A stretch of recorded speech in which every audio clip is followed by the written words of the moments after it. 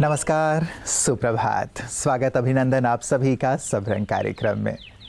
मित्रों, कहते हैं कि वक्त दिखाई नहीं देता लेकिन बहुत कुछ दिखा जाता है। और मैं ये भी कहूँगा कि ना केवल दिखा जाता है बल्कि बहुत कुछ सिखा जाता है। कई बार हम वक्त जब हमारे फेवर में होता है तो बहुत प्रसन्न होते हैं, आनंदित होते हैं, लेकिन जब हमारे फेवर में नहीं होता तो हम बहुत दुखी होते हैं, निराश होते हैं। लेकिन ऐसे वक्त को भी हम सीखने के तौर पे लें। जैसे आप ड्राइविंग सीख रहे हों तो केवल खुली सड़क पे यदि आप ड्राइविंग करेंगे तो आप परफेक्ट ड्राइवर नहीं बनेंगे। आप बहुत ही ऐसे रास्ते से गुज़रें जो भीड़ भाड़ वाला हो, जो बहुत ही पतला हो, तो ऐसी जगह से जब गुज़रेंगे तब आप अनुभवी होंगे और आप अपनी कला में, ड्राइविंग की कला में दक्ष होंगे। तो जीवन में भी जब ऐसा समय आता है मित्रों, तो बहुत कुछ सिखाने के लिए आता है, हमें आगे बढ़ाने के लिए आता है। यदि इस भाव से हम समय को लेते हैं शिक्षक के तौर पे, तो सचमुच जीवन में हमेशा आगे बढ़ते हैं, न कि रुकते हैं। तो आप हमेशा आगे बढ़ते रहें। आइए इसी सुंदर शुभकामना के साथ चलते हैं आज के सुवाक्य की ओर। ओम शांति। क्या आप जानते हैं कि सारे दिन में जो आपको फ्री टाइम मिलता है वो कितना अमूल्य है? आमतौर पर एक व्यक्ति दिन में 8 से 9 घंटा परिश्रम करता है। किस लिए? पैसे कमाने के लिए और इस फ्री टाइम के लिए। और देखा जाता है कि अधिकतर लोग इस फ्री टाइम को सोशल मीडिया में, ट्रोलिंग में, वीडियोस में व्यर्थ गवा देते हैं। अब अपने आप से पूछिए कि 2-3 घंटे फ़ोन पर बिताने के बाद क्या आप अपने आप को रिलैक्स फील करते हैं? नहीं ना, उल्टा और ही बेचैन हो जाते हैं। तो इस फ्री टाइम का क्या करें? 2 काम करिए। 1, अपने मन को शांत रखिए, विचारों पर ध्यान केंद्रित कीजिए, अर्थात मेडिटेशन कीजिए। 2, कोई भी स्किल या सब्जेक्ट जिसे करने का मौका आपको आम जीवन में नहीं मिलता, वो इस फ्री टाइम में आप सीखिए। यकीन मानिएगा कि ये उपयोगी फ्री टाइम आपको आम से खास बना देगा और सफलता की ऊंची मंजिलों तक पहुंचा देगा। ओम शांति।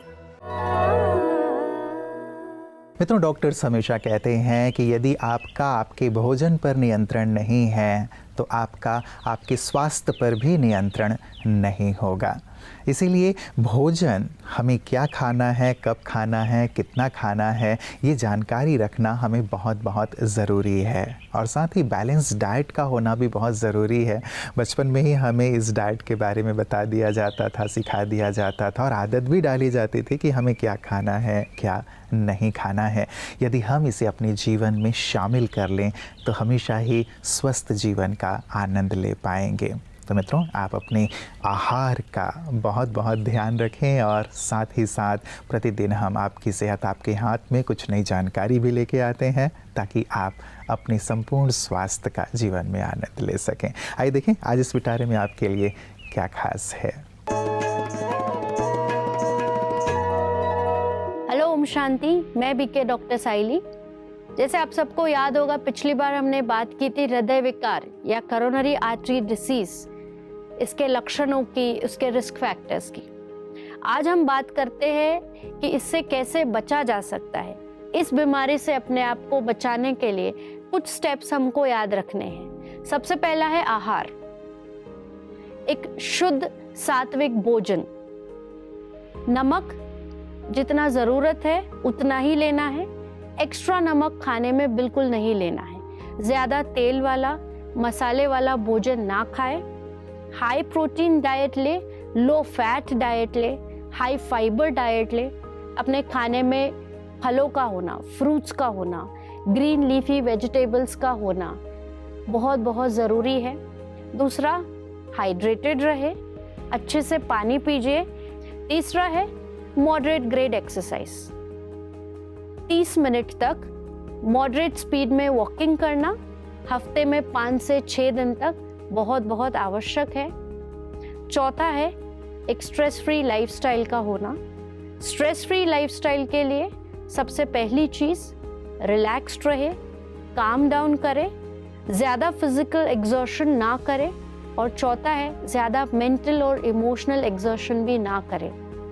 अपने मन को भी आराम दें, मेडिटेशन का अभ्यास करें, कम से कम सुबह 20 मिनट, शाम को 20 मिनट मेडिटेशन करने का ज़रूर प्रयत्न करें। और पांचवा है, अपने आप को व्यसनों से दूर रखें।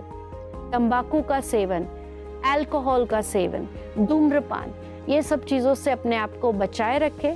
और छठा और सबसे इम्पोर्टेंट चीज़, बाहर का फूड, जंक फूड को अवॉइड करें। ये सब छोटी छोटी चीज़ें अगर हम अपने लाइफ में फॉलो करते हैं तो इस बीमारी से अपने आप को दूर रखना, इसके प्रॉब्लम से, इसके कॉम्प्लिकेशन से अपने आप को दूर रखना बहुत बहुत आसान है। Thank you. ओम शांति। मित्रों, सुख, दुख, आनंद, कष्ट, इन सभी स्थितियों में हमें अपनी भावना और व्यवहार लोगों के प्रति वैसा ही रखना चाहिए जैसा कि हम अपने प्रति चाहते हैं। ऐसी अवस्था में जब कभी भी व्यक्ति तकलीफ़ में होता है, कष्ट में होता है, किसी भी प्रकार की विपदाओं में होता है, तो हमेशा यही चाहता है कि लोग उसकी हिम्मत बढ़ाएं, लोग उसे साथ दें, सपोर्ट दें, अच्छे शब्द बोलें, ताकि वो उस स्थिति परिस्थिति से बाहर निकल आए। और यही तो मानवता है ना। जब हम इन सुंदर भावों के साथ जीवन जीते हैं तो औरों के लिए प्रेरक बन जाते हैं, औरों के लिए आदर्श बन जाते हैं और औरों को बहुत कुछ सिखाने वाले बन जाते हैं। तो क्यों ना मित्रों, इसे अपने जीवन का अंग बनाएं, जैसे कि हमारे विशिष्ट जन भी करते हैं। औरों के लिए वो इसीलिए प्रेरक हैं क्योंकि हमेशा औरों का साथ देते हैं, उन्हें आगे बढ़ाते हैं। आइए देखें विशिष्ट की बातें विशेष में आज हमारे साथ कौन से खास मेहमान हैं। हर कोई मीडिया से जुड़ा है, लेकिन देखा जाता है कि जो एक्सपोजर है ना, वो नेगेटिविटी का बहुत ज़्यादा है। जबकि समाज में केवल 1% से भी कम लोग ऐसे होंगे जो नेगेटिव हैं। अच्छे लोग ज़्यादा हैं, ज़्यादातर लोग बहुत अच्छा कार्य करते हैं। लेकिन जो नेगेटिव एक्सपोजर है वो इतना ज़्यादा क्यों है, उसको कैसे कम किया जाए? देखिए, ऐसा है कि जो पूरी की पूरी जो मीडिया की जो परंपरा है या जर्नलिज्म की जो परंपरा है वो पश्चिम से आती है। क्योंकि मीडिया हमारे यहाँ तो था नहीं, हम तो संवाद और संचार की परंपरा के लोग थे, शास्त्रार्थ की परंपरा के लोग थे, जिसमें संवाद के आधार पर संकटों के हल निकाले जाते थे जी। पर जो पत्रकारिता विकसित हुई वह पश्चिम में विकसित हुई। पश्चिम की पत्रकारिता के मूल्य ही नकारात्मकता है। वहाँ नेगेटिविटी एक वैल्यू की तरह पढ़ाई जाती है और वहाँ पर जब तक कोई कॉन्फ्लिक्ट नहीं होगा, कोई विवाद नहीं होगा, कोई संघर्ष नहीं होगा, कुछ अशोभन नहीं होगा, वो खबर बनेगी नहीं। ये उनके टेक्स्ट में पढ़ाया गया और एक परिभाषा बताई गई कि अगर आदमी कुत्ते को काट ले तो समाचार बनेगा, कुत्ता आदमी को काट ले तो समाचार नहीं बनेगा। इस तरह की घोर नेगेटिविटी के साथ वो पत्रकारिता पश्चिम में प्रारंभ होती है। वही पत्रकारिता आकर हमारे यहाँ स्थानांतरित होती है। तो मूल्य क्योंकि हमने पश्चिम से ग्रहण किए। अब मैं कहता हूँ, कल मैंने आपके आयोजन में भी एक बात कहा कि मीडिया के भारतीयकरण करने की आवश्यकता है और समाज के आध्यात्मिकरण करने की आवश्यकता है। मीडिया अगर भारतीय मूल्यों पर खड़ी होगी, जिसमें संवाद संचार की परंपरा है, जिसमें देवर्षि नारद हमारे एक प्रतीक के रूप में सामने आते हैं, जो लगातार प्रवास करते हैं, पत्रकार को लगातार प्रवास करना चाहिए और वो राक्षस हो या देवता, सब उनकी बात को ध्यान से सुनते हैं, उनकी क्रेडिबिलिटी इतनी है। तो मीडिया को भारतीय आधारों पर खड़ा करना पड़ेगा। मीडिया का जो एक दर्शन है, भारतीय दर्शन, जिसमें लोकमंगल प्रमुख है, लोगों का कल्याण प्रमुख है, हमारे समस्त साहित्य, कला, संस्कृति, जितनी भी हमारी परफॉर्मिंग आर्ट्स हैं, उसका एक ही उद्देश्य है, लोकमंगल। तो हम मीडिया का भारतीयकरण करें, उसको भारतीय आधारों पर खड़ा करें और समाज का आध्यात्मिकरण करें। यही हमारी मीडिया को एक सही रास्ते पर लेके जा सकता है और इसीलिए हम सब मिलकर के काम कर रहे हैं। ये बहुत बड़ा फर्क बताया आपने कि जो वेस्टर्न में मीडिया जगत है वो कहता है good news is no news, वो न्यूज ही नहीं है। और हम कार्य करते हैं कि इंफॉर्मेशन ऐसी हो जो सबका मंगल हो, सबका कल्याण हो। मित्रों, कहते हैं सच्चाई के लिए सब कुछ छोड़ दो, लेकिन किसी और के लिए सच्चाई को ना छोड़ो, क्योंकि जहाँ सच्चाई है वहीं सुख है, वहीं सुकून है। थोड़ी देर के लिए भले ही कष्ट की प्रतीति होती है, लेकिन सच्चे व्यक्ति के साथ परमात्मा का साथ होता है, हाथ होता है और वो हमेशा अपने जीवन में तरक्की करते हैं, उन्नति करते हैं, औरों के लिए आदर्श बन जाते हैं। लेकिन सच्चाई को सही अर्थों में समझना, सच्चाई को सही अर्थों में जीवन में लाना, व्यवहार में लाना, वो कैसे संभव है, यही सुंदर कला ब्रह्मा कुमारियाँ सभी को सिखा रही हैं। आइए देखें पीस न्यूज़ हाइलाइट्स में उनकी इन्हीं सुंदर सेवाओं को।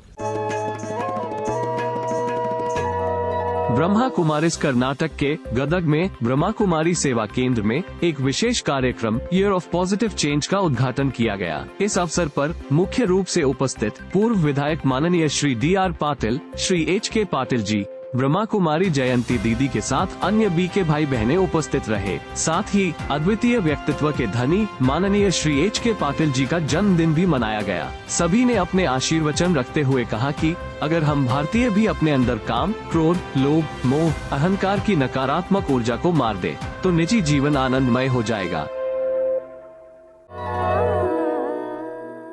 मित्रों, चलते चलते एक और प्यारी सी बात।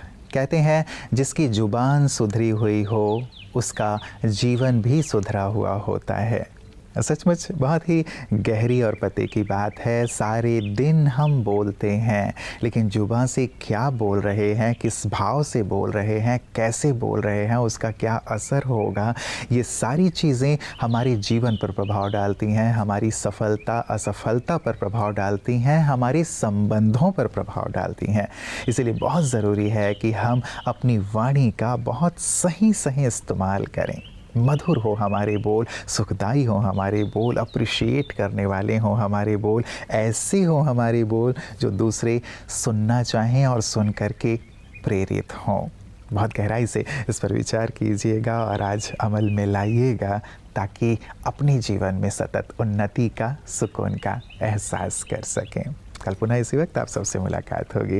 अपना ख्याल रखिएगा। नमस्कार। ओम शांति।